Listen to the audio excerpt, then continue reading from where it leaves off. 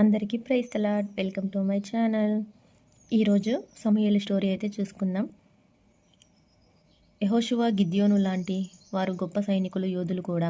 వారి ప్రాముఖ్యత ఆ రోజుల్లో ఎంతగానో ఉండేది.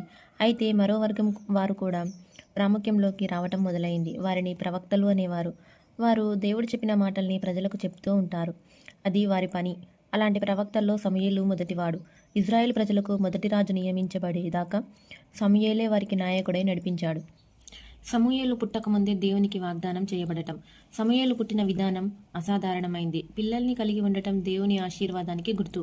పిల్లలు లేని స్త్రీకి గౌరవం ఉండదు. హన్నా అనే ఆమెకు పిల్లలు లేరు. అందుకని ఆమె ఎప్పుడూ దిగులుగా ఉండేది. ప్రతి సంవత్సరం హన్నా, ఆమె భర్త ఎల్కానా, కుటుంబ సభ్యులందరూ షిలోహుకు వెళ్ళి అక్కడ వారు దేవునికి బలులు అర్పిస్తూ ఉంటారు. అలాంటి సంతోష సమయాల్లో కూడా హన్నా పిల్లలు లేని కారణంగా చాలా బాధపడేది. ఆ కుటుంబం షిలోహులో ఉన్న ప్రభువు ఆలయంలో భోజనాలు ముగించిన తర్వాత హన్నా చాలా బాధపడుతున్నట్లు కనిపించింది. లేచి దేవుని ఆలయంలోకి వెళ్ళింది. ఏడుస్తూ ప్రభువుని ప్రార్థిస్తుంది. అదే సమయంలో మత గురువైన ఏలీ దేవుని మందిర ద్వారం దగ్గర ఉన్న తన ఆసనంలో కూర్చుని ఉన్నాడు. అప్పుడు హన్నా దేవునితో ప్రమాణం చేసింది. సర్వశక్తిగల ప్రభువా, నీ దాసురాలను, నా దీనస్థితిని చూడు. నా బాధను గ్రహించి నన్ను జ్ఞాపకం చేసుకో, మర్చిపోవద్దు. నీవు నాకు ఒక కుమారుని ఇస్తే వాడి జీవితాంతం నీ సేవే చేసేటట్లు అంకితం ఇస్తాను. ఇది నా వాగ్దానం, దయచేసి ఈ దీనురాలిని మర్చిపోవద్దు అని ప్రార్థన చేసింది. ప్రభు సన్నిధిలో హన్నా చాలాసేపు అలా ప్రార్థన చేస్తూనే ఉంది. ఏలీ ఆమెను గమనిస్తూ ఉన్నాడు. ఆమె తనలో తాను నిశ్శబ్దంగా ప్రార్థిస్తుంది. పెదవులు మాత్రం కదులుతున్నాయి. అందుకని ఏలీ ఆమె మత్తు పానీయం తాగిందని అనుకున్నాడు. అప్పుడు ఏలీ ఆమెతో, ఏమమ్మా, ఎంతసేపు అలా మత్తులో ఉండి మాట్లాడుకుంటావు? ఇది పవిత్ర స్థలం, లేచి బయటికి వెళ్ళు అని గద్దించాడు. అప్పుడు హన్నా, అయ్యా, నేను మత్తు పానీయం తాగలేదు. ప్రభు సహాయం కోసం ప్రాధేయపడుతున్నాను. నా బాధను ప్రభువుకు మొరపెట్టుకుంటున్నాను. నన్ను పనికిమాలిన దానిగా ఎంచవద్దు. నేను చాలా విచారంలో ఉన్నాను అంటూ మనవి చేసింది. అందుకు ఏలీ ఆమెతో, నీవు అడిగినవి దేవుడు తప్పక ఇస్తాడు. ప్రశాంతంగా వెళ్ళు అని చెప్పాడు. మీ దయ నా మీద ఎప్పుడు ఉంటే చాలు అని చెప్పి హన్నా వెళ్ళి భోజనం చేసింది. మరెప్పుడూ బాధగా కనిపించలేదు. మరుసటి రోజు ఉదయం ఎల్కానా, అతని కుటుంబం పెందలాడలేచారు. తర్వాత ప్రభువును ఆరాధించి తిరిగి రామా అనే ఊరిలో వారింటికి వెళ్లారు. ప్రభు హన్నా ప్రార్థన విన్నాడు. ఆమెకు ఒక కుమారుడు పుట్టాడు. అప్పుడు నేను ఈ బిడ్డ కోసం ప్రభువుని అడిగాను. ఆయనే నాకు ఈ బిడ్డను ప్రసాదించాడు. అందుకని వీనికి సమూయేలు అని పేరు పెడతాను అని అంది. హన్నా తన వాగ్దానాన్ని నిలబెట్టుకోవటం. హన్నా ప్రభువుకు చేసిన మొక్కుబడి ప్రకారం సమూయేలుకు తల వెంట్రుకలు తీయించలేదు. ఈ రోజుల్లోనైతే మనకిది వింతగా కనిపిస్తుంది. అలా పెరిగిన వారిని నాజీయారు అంటారు. నాజీయారు అంటే దేవుని సేవకి తమని తాము అర్పించుకున్నవారు అని అర్థం.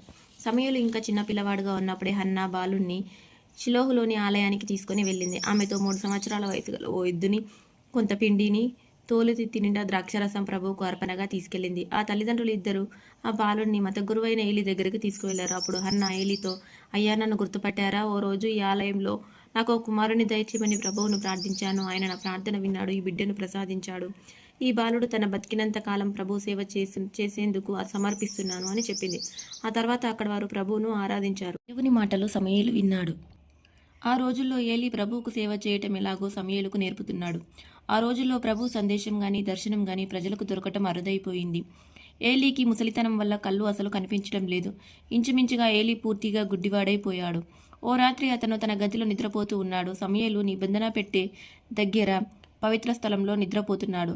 దీపం వెలుగుతూనే ఉంది. ఇంకా తెల్లవారలేదు. అప్పుడు ప్రభువు సమూయేలును పిలిచాడు. వెంటనే సమూయేలు ఉలికిపడి లేచాడు.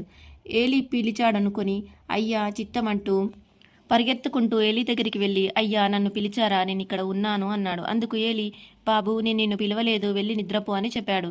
సమూయేలు మళ్ళీ వెనక్కి తిరిగి వెళ్ళి తన పడక మీద పడుకున్నాడు.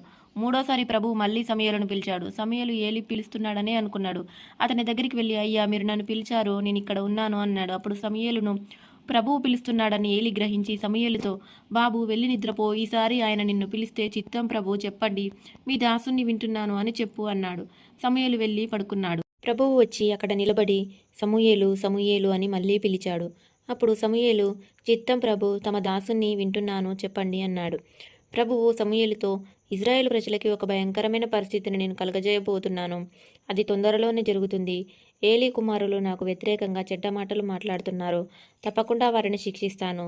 వారు ఇలా ప్రవర్తిస్తున్నారని ఏలీకి తెలుసు. అయినా ఏలీ వారిని నివారించలేదు గనుక ప్రభువును, దేవుడునైన నేను చెప్పేదేంటంటే, వారు ఎన్ని బలులు అర్పించినా నేను అంగీకరించను. చేసిన పాపానికి తప్పకుండా వారు శిక్ష అనుభవించాల్సిందే అని అన్నాడు.